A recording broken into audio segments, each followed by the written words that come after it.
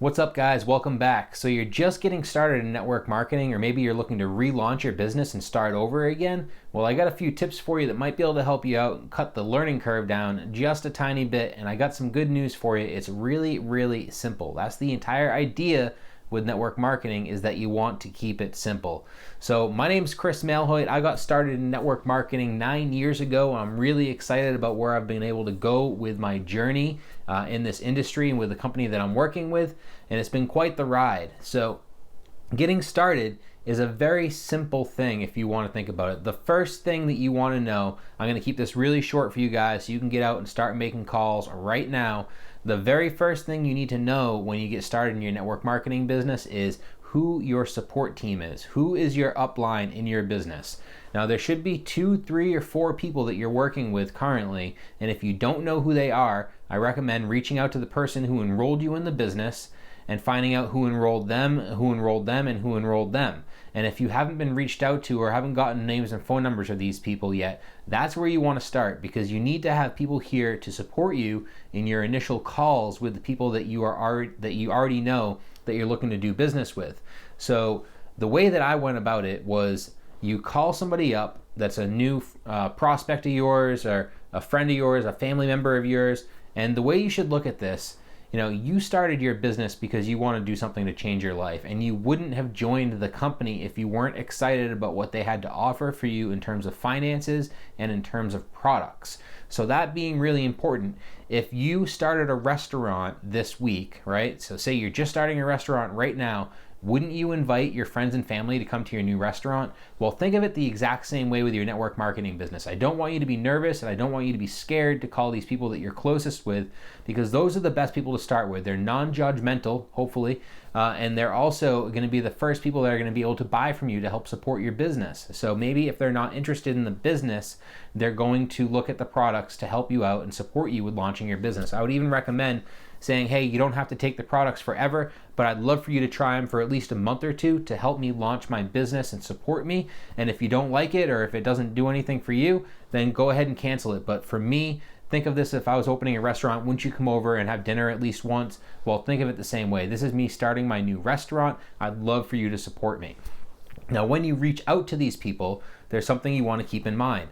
If you lead with the business and the business opportunity, they can turn into customers by default.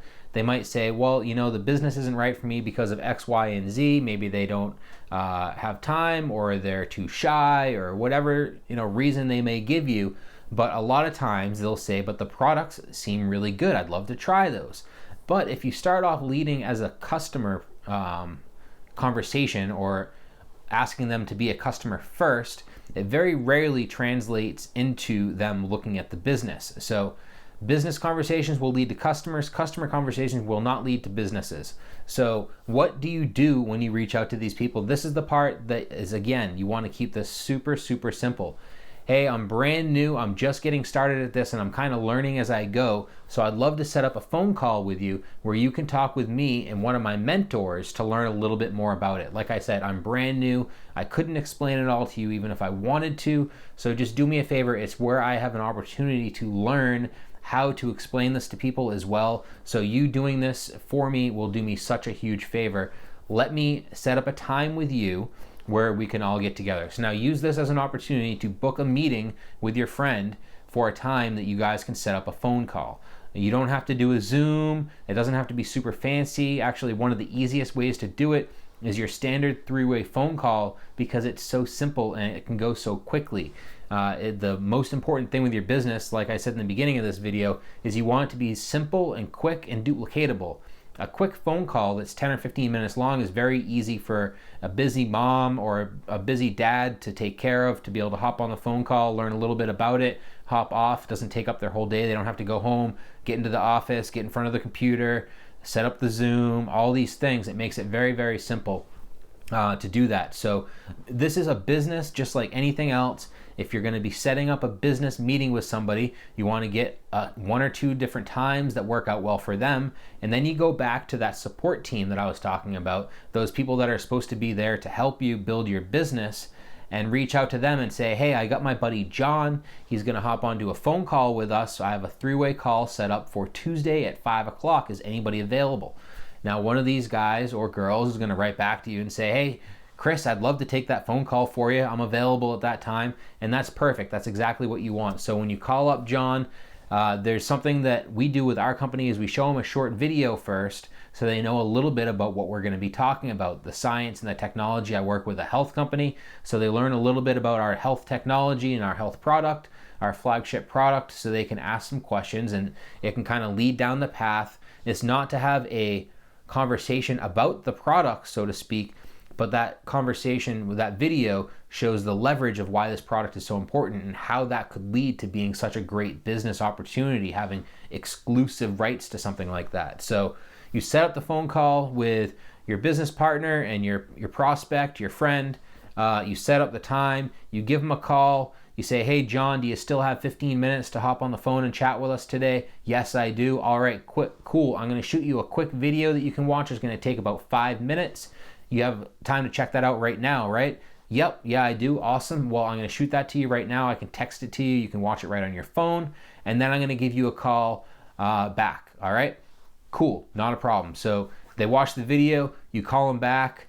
You say, hey, John, did you get a chance to watch the whole video? They say, yes, I did. Awesome. You don't say, what did you like? What struck you best? Whatever. You say, that's awesome. Like I said, I'm brand new. I got my business partner on the other line. Can you hold on 1 second? You don't ask their permission. You already told them that you're going to be doing this call with a business partner. You don't ask their permission. You say, hold on a second. Let me bring him on the line. Boom. Hey, John, I got Dan on the line right now. I just want to introduce you guys. Oh, okay, cool. Well, hey, John, this is my business partner, Dan. I just started working with him, so things are still kind of new. And this is where you edify your advisor. So edifying, basically say 2 or 3 nice things about your advisor that is going to build their status up a little bit in the eyes, make them look like an expert, which they are, to your friend. And then you turn around, and this is also an incredibly important part, is you edify your prospect or your friend on it as well. This is John. I've known him my whole life. He's one of those friends that if you ever need anything, he would be there without a question. He has just been such a great guy, a great friend to me my whole life. You say 2 or 3 really nice things about John. Now, John's got this warm, fuzzy feeling about how you're speaking of him. He's looking at your expert as somebody who's qualified to have this conversation. Be like, hey, Dan, I know John just had a chance to watch this video that explains a little bit about our company.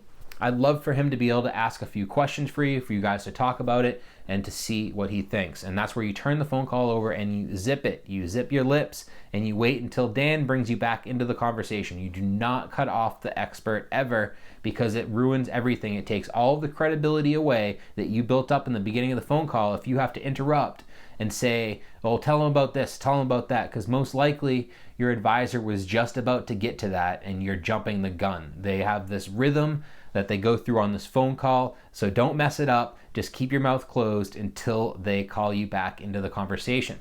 So now they've had a chance to talk with your advisor, and this is where I have another video that it's called Book a Meeting from a Meeting. Bam fam, always with your prospects.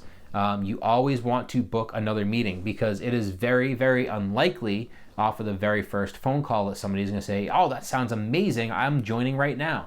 It's happened to me a few times, actually 2 times specifically, where somebody joined literally off the first phone call. And it doesn't happen very often.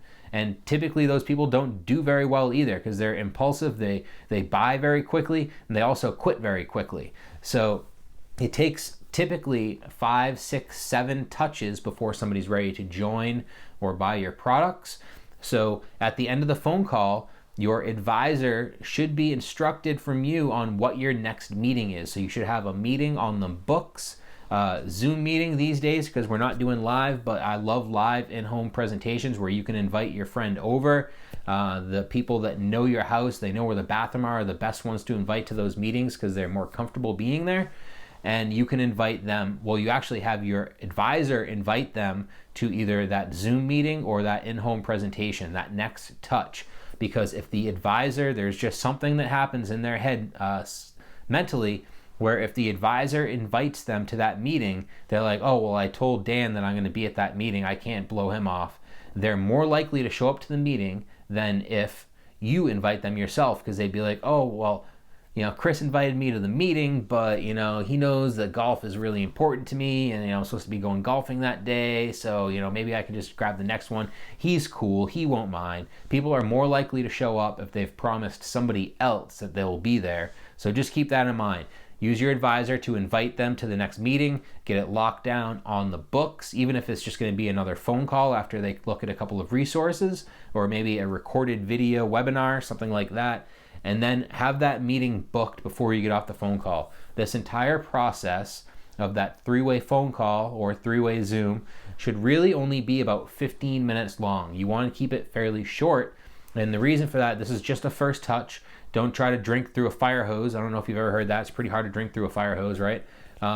And they're only going to remember a certain percentage of what you say. So don't get all into the details about everything. This is just to see what their interest levels are, and then move them into the next presentation, and then to the next presentation. And after 2 or 3 or 4 or 5 presentations, and they've met 2 or 3 or 4 different people from your support team, now they're going to feel really comfortable with the process. They're going to feel really comfortable with the opportunity, and that they can do it themselves. Because there's 2 things that people are always thinking when you have one of these phone calls with them. First off is it real? Second is, can I do it?